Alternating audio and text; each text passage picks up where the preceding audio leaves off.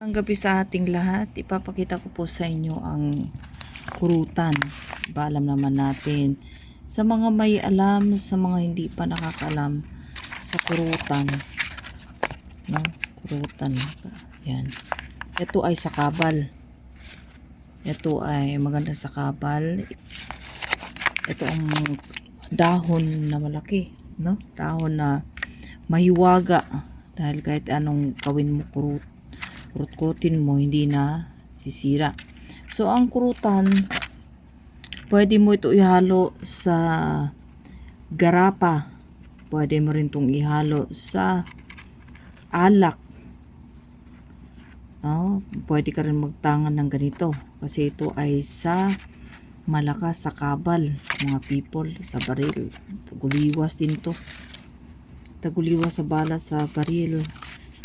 So, maganda ito sa atin, no? Ang dahon na kurutan. Yan.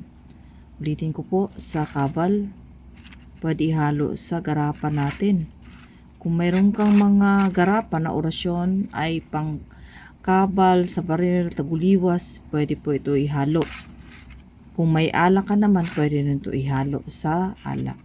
So, subscribe people my YouTube dahil marami po kayong matutunan. At kung i-PM niyo po ako sa page ko na Suprema Nanay Maria Gonza, 272 followers. Huwag po kayo maniwala kung baka maligaw po kayo kasi mayroon din pong nagpapanggap na Maria Gonza na ako, pero hindi po ako yun. Piliin ninyo ang Suprema, type niyo Suprema. Wala po ibang Suprema Maria Gonza.